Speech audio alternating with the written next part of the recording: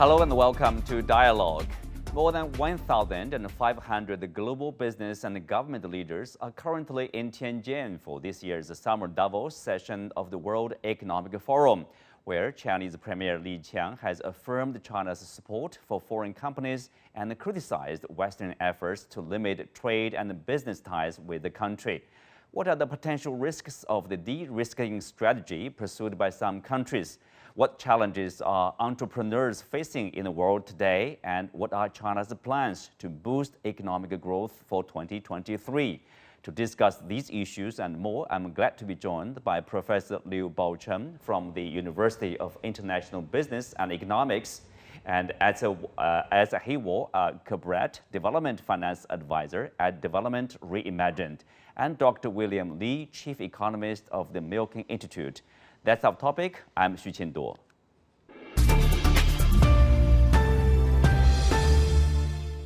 Welcome to Dialogue. I will start with Ms. Kebret.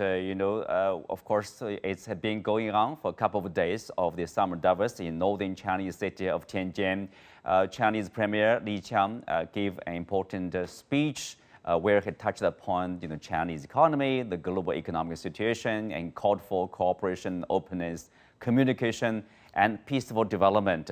So I wonder, what's your takeaway so far? Thank you so much for having me. Yes, the Chinese premier delivered very clear and straightforward messages in his opening speech at the Summer Davos yesterday after a 3-year pause to these meetings due to COVID-19. The premier's speech, as many of you have probably tuned into, was centered around 4 key points: communication and exchange, solidarity and cooperation, openness and globalization, and peace and stability. I think there are a few key messages to be extracted from these 4 points. In communication and exchange, the premier underscored the need for greater communication and elimination of both visible and invisible barriers to communication, and really stressed that countries should use the differences that exist amongst themselves really as a driving force for exchange and greater dialogue and consensus on both global economic and global development issues. And without such efforts for communication, the world can easily drift towards division and confrontation. The premier's second point was on solidarity and cooperation, where he made it very clear that any crisis that happens at any part of the world at any time will affect us all. And no problem can be solved alone. And the pandemic clearly showed us how truly interconnected we all are, as well as showing us the strength really of humanity as well. And the world is clearly in a polycrisis and will continue to face such challenges in debt, in climate, and economic growth, amongst many other issues. Really the only way to deal with such challenges is through solidarity and collective cooperation. Mm-hmm. And the third point on openness and globalization, the premier underscored the historical trends in economic globalization and the importance really of not being isolated, and referred to advancements that we're seeing in artificial intelligence and digital technology, and these technologies really paving the way for more favorable conditions for economic globalization. And he mentioned the West's focus on de-risking and referred to it as a false proposition, and really highlighted that businesses are really the ones that are best placed to assess such risks, as opposed to specific organizations or even governments. So I think that the Chinese premier made it very clear to entrepreneurs that they need to make their own risk assessments and promote a smooth global supply chain, and really work towards developing their own economies and increasing the size of the economic pie for the betterment of all. And lastly, the premier spoke about peace and stability, and really, underscored that peace is a prerequisite for development, and that conflict has been disastrous for global development, and really pushed for greater cooperation and openness, In other words, peace and stability cannot be realized without development, and vice versa. So those would be my key messages that I've taken away from this speech. Yeah, thank you, Kebret. William, of course, when we talk about or when we stress about the communication, openness, the cooperation, often it's because there's a lacking of such a practice, let's say. And against such a background, of course, there's the talk or the strategy of de-risking. Share with us your understanding of de-risking, or what are the risks? Is there a clear definition? I think the risks that we're talking about came about because of COVID. I think the world recognized that concentrated production and supply chains that were stretched around the world created vulnerabilities for different countries, and also for China, because China became the center supplier for the whole world. And if China shut down because of COVID, that threatened not just the rest of the world, but also China's own good economic health. So for me, the risks that we are talking about, that we want to de-risk, is to really reshape globalization. The globalization right now means everyone should do what they're good at, and do less of what they're not good at. Well, a lot of people are good at wanting to have more security. And in doing so, we have to reshape the supply chain so that they're less stretched, they're less concentrated. And I think that's the kind of issue that we need to discuss.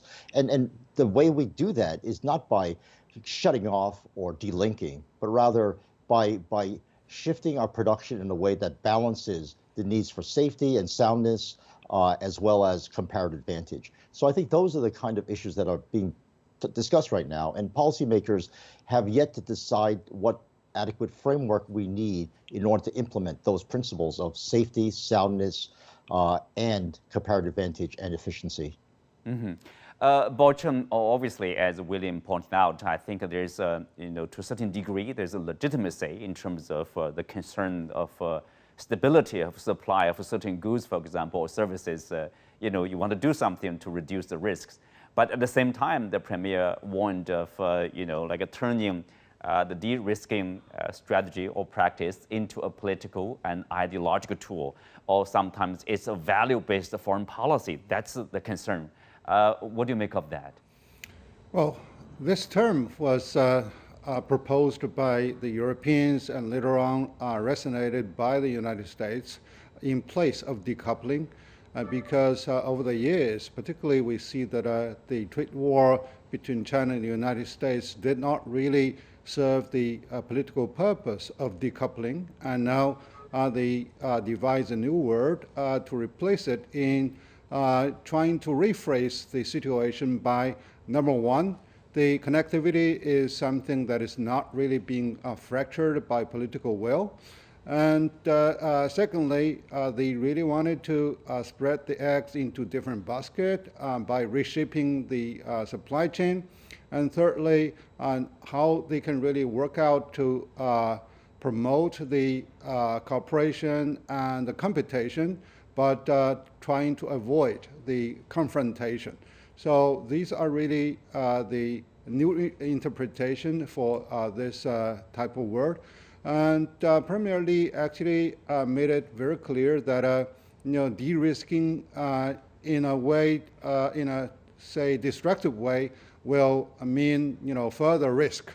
So therefore, in a world, as William has mentioned, that a competitive advantage is something that is there cost-driven for all business decisions. So politicians are there to respect the consumer demands, which relies on the reliable supply of goods and services, and businesses that are there to make the cost-effective decisions rather than following the political lines, which is really swinging back and forth with time. Well, Kebret, if you look at the policies, whether it's de-risking or other types of policy, of course, U.S. refuses to acknowledge that there's a containment policy or new Cold War against China. Europeans are pursuing a policy of de-risking, not decoupling, but sometimes it's blurred the terms. Of course, a larger background is globalization or reshaping of globalization. Some would say deglobalization. So do you see the potential risks of de-risking? For example, somehow we are going to have a fractured world, or fractured globalization with regionalization. Basically, it's a world regionalization. Some others are being excluded from doing business or reduced business there. Yeah, Ms. Kebret. Yes, apologies. Yes, absolutely. That is definitely a major risk. And I think that there's clearly the Chinese view about the U.S. decoupling, and from recent pressures that we've seen, both in manufacturing and in the IT fields, the bans that we've seen as well by the U.S. on exports of a range of technologies. So I believe also in many ways a lot of the conversation about de-risking in the EU, for instance, stems from the Russia-Ukraine war and the need to reduce dependence on certain countries, particularly China. And the Premier clearly denounced the de-risking and the cutting the reliance strategy that is being promoted, and to reduce dependence as a sort of a pseudo proposition. And I think the reality is that China is a critical trading partner for both the EU and the United States, and is a major trading partner for over 140 countries. So contrary to what we're seeing with very protectionist trade policies towards China by the U.S., China is really branding itself as a champion of multilateralism, and as the world economy is deeply interconnected and reliant on one another, and this interdependence is essential for development, for growth, and ultimately for prosperity as well. Mm-hmm. William, earlier you mentioned about reshaping of globalization. Of course, when it comes to risks, or to reduce the risks, part of that is to reduce dependency on the Chinese market, or to reduce the transfer of technologies, that might have, let's say, security implications. But then, there's people would question, in terms of dependency, the Chinese economy depends on the export market in the US and the European Union. Obviously, it's mutual in terms of dependency. And then when it comes to technologies, how do you distinguish, commercial technologies from, say, technologies with security implications? That's a great question. And in fact, it's very hard to do that because those are very artificial distinctions in terms of developing a technology and how it's used. But I think to get back to your basic question, which is how is globalization being reshaped, especially when some countries are feeling that they have a need to restrict their exports, I think China's answer to that has been to grow its own domestic market, to grow its market in a way that gives it enough scale to sustain its own technologies and its own development for its own needs. A good example of that is the electric vehicle industry. China has now become a leader in the production of electric vehicles, and that's in part because China has also put in the infrastructure that's needed for electric vehicles. And I think the need to export is illustrated by saying, well, if we develop our domestic markets well enough, we have a product that is so good and so cost effective, everyone else will want to come and buy and learn how to produce from us. And that's the model that, for example, Tesla has used when it sharpened its production techniques in China, and now it's using China as a base to export to around the world, even though it also looks at China as a huge domestic market in which to redevelop its technology specifically for China. Volkswagen has done the same thing. So I think in terms of de-risking and the kind of policies that are needed for de-risking, China has, I think, pursued a very wise policy, which is to develop its domestic market. And China is big enough that it can sustain the advanced technologies that are needed for 21st century production and trade. Mm-hmm. Well, Baocheng, go ahead. Well, I think technology is generic by itself. Technology from making shoes to making drones, they can be used anywhere. So you can use a knife to do the butcher of the people, and also you can do it in the kitchen. So therefore, I do agree with William that it is really a political maneuverability really to make a distinction between military use or civil use whatsoever. And plus that technology has lifetime. So it is a commodity.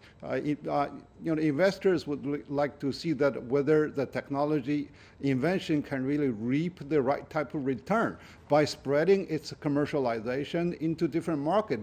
Definitely China is there. That is very attractive. And actually, if you look at many European research labs, which I used to participate in some of the biotech stuff, they are so keen to look at China. Actually, some of the products and some of the technologies are particularly invented for Chinese market.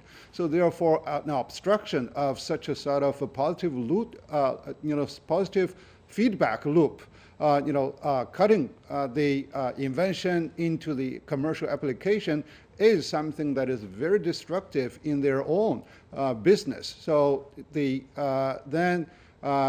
purpose was really to deter the Chinese innovation pace, but eventually they're going to nullify their own innovation by, cutting the supply of monetary flow into the research labs. So this is really a spam, I should say. Mm-hmm. Kebret, Baocheng mentioned about this, I would say, connected to this entrepreneurs. Actually, this let's shift the gear a little bit. If you look at the theme of this year's Summer Davos, it mentioned entrepreneurship, the driving force of the global economy. As Baocheng mentioned, the bigger players or the major players in this process is the enterprises here. Obviously, they are facing challenges. Why entrepreneurship is so important at this particular stage of globalization or today? Yes, absolutely. Entrepreneurs really need unqualified cooperation and support, as well as really strong commitments from their governments to really make the economic playing ground transparent and as equitable as possible. So it's important to focus on supporting entrepreneurs from the global south, as their role in the global economy is not only important, but it's really also key in achieving sustainable development for all. And within this regard, the strategic cooperation and partnership that we're seeing between China and developing countries is really instrumental in encouraging entrepreneurs in the South to have, a more active and meaningful role for greater cooperation and vision and a collective action really for realizing a lot of the global economic growth and sustainable development that we strive to achieve. And the Premier pointed out that businesses should be able to analyze and determine risks without any interference from governments or organizations, whether it's direct or indirect interferences, so that they're able to really make the right economic decisions despite the unfortunate rising geopolitical tensions that we're seeing today. Mm-hmm. William, obviously, the challenges facing the enterprises, I think it's quite clear, probably everybody agrees, either for Chinese companies or for companies from the US and the European countries. They have their own complaint about their, doing business in the China market, and the Chinese companies have their own complaint about the, probably market access or sometimes limit in the US market, in European market. So, all those challenges seem, seem to be from this politics, sometimes politicizing of even trade or investment issues. Is that the biggest challenge or the risk for the enterprises around the world now? I think the biggest challenge to enterprises right now is to adapt their entrepreneurship in a way that allows them to really be successful regardless of the political environment. After all, right now, as strong as the political tensions are between the United States and China, we have dream of US CEOs going to China and saying to people, from Bill Gates to Elon Musk to Jamie Dimon to all representatives across the board, saying we are here to do business in China, and we are in China, and we're here in China to stay.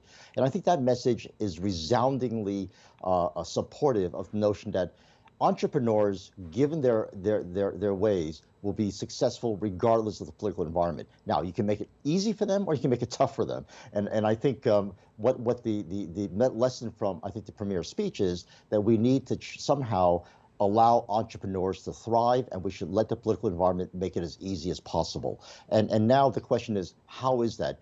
Well, the history of state-inspired entrepreneurship has not been very good. Every country that's tried to do that kind of planning, from Japan to Singapore to the Soviet Union, has not succeeded well in allowing entrepreneurship to thrive if it's directed by the state. Now, you can incentivize the direction of entrepreneurship and say, we want sustainability, we want to reduce carbon emissions. That's great. But to tell people you must innovate in this area because we want to become great in semiconductors, which is what Singapore did, led to a failure because they tried to create a competitor to TSMC, and the Singaporean semiconductor company completely failed regardless of the amount of efforts that was put in there. So it's very tricky how entrepreneurs are successful or not successful, but the history of policies has shown us that if we leave them alone and give them a supportive environment to do an experiment and to fail, that's probably the best way to induce the kind of innovations that are most beneficial for all societies. So I think that's the lesson that I think that the Premier has referred to, and I hope is trying to inspire within China also. So William, you are all for free trade and a free market, despite the rising tensions geopolitically.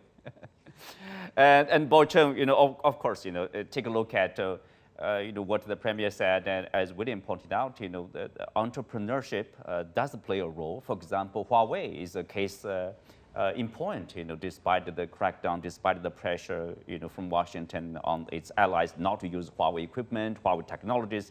But Huawei has proved its resilience, by doing more business around the world. What about other Chinese, like EV companies, for example, if they want to have a presence in the U.S. market? Now we know it's like a wall being built, by the Inflation Reduction Act. Basically, if you want to receive any subsidy, you have to produce inside, basically North America. Yeah.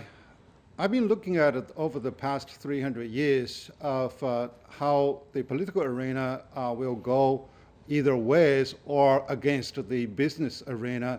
Anytime that when politicians are really on the front stage in the headlines, then there is a problem in economics.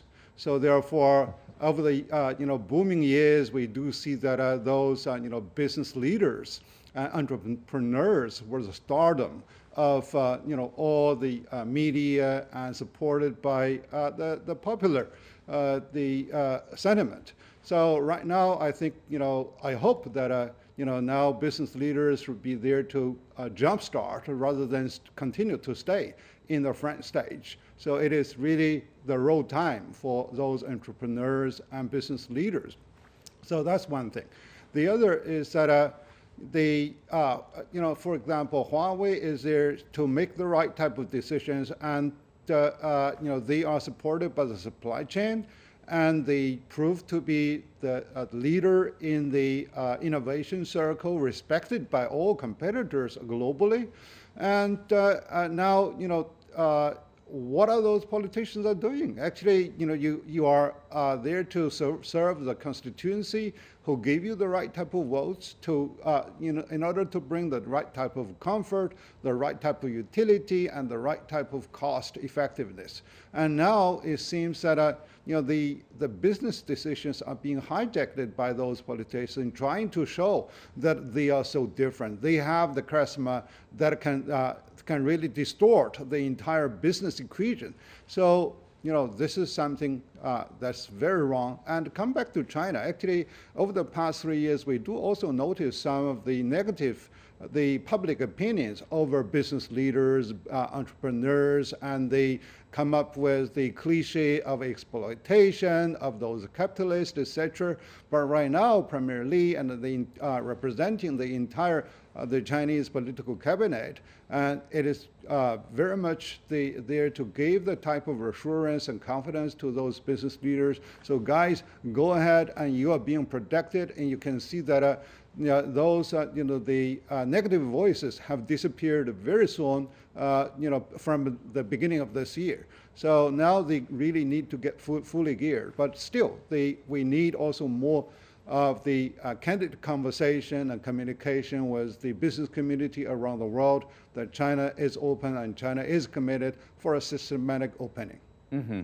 Well, let's go to Kebret. Of course, related to what Baocheng said, is really about the Chinese economic performance. So far, half into the year, And we have the numbers for the first quarter in the 4.5% growth. For the second quarter, the Premier said it will surpass the performance of the first quarter. But still, there are doubts about the economic recovery of the Chinese economy. And, people are looking at the whole year growth rate, whether it will reach the 5% target. What's your understanding? What's your expectation of the Chinese economic recovery for the second quarter and for the whole year? Yes, absolutely. As you mentioned, so in the first quarter of this year, China received a solid 4.5% growth. But unfortunately, China has quickly lost that momentum in the last few months, and I think that can really be attributed to a few factors, including a weak housing market, sluggish domestic and external demand. And this is very much tied with geopolitical tensions and a very unfortunately grim global economic recovery post-pandemic. And we've also seen quite high unemployment rates and a lack of confidence really among consumers. And so we see a host of factors, and unfortunately, this has led to a decrease in growth forecasts. So recently, we saw S&P cut its growth forecast to 5.2% from 5.5%. But we do see, a dose of optimism. The World Bank, for instance, raised its China forecast to 5.6% from 4.3%, inciting, a potential rebound in consumer demand and capital spending in manufacturing as well as in infrastructure. And, encouragingly, as the Premier mentioned, China is confident that the country will be able to reach its projected 5% growth. And the government is clearly taking practical steps. So, for instance, PBOC cut its benchmark interest rates. And, as the Premier clearly indicated in his remarks yesterday, the government will do more for the recovery, and this includes, very practical, pragmatic and effective measures. So I believe that, with the strong commitment that we're seeing from the Chinese government, there really is a cause for optimism. Mm-hmm. Well, William, of course, China's economy, just like the other economies, they are not isolated. They are not standing alone. It's easily to be affected by the global economic performance globally. So what's your prediction of this performance of this year? Are we seeing, let's say, recovery or strong growth in major economies like, Germany, European economies, the US, and Japan, for example? Well, the pandemic has really made policymaking and macro policymaking very difficult because coming out of a pandemic, everyone was so afraid that we were weakened by the pandemic so much that they overstimulated the economies in the West, especially the United States. And so we're fighting inflation right now. And as a result of that fight for against inflation and try to lower inflation, a lot of the activity has been slowed down as well. And as a consequence, the feedback back to China has been a fall off in export orders, not just from the United States, but from the entire world as countries are trying to fight inflation. So you're absolutely right that China's future is partly tied to what's going on with the inflation fight abroad.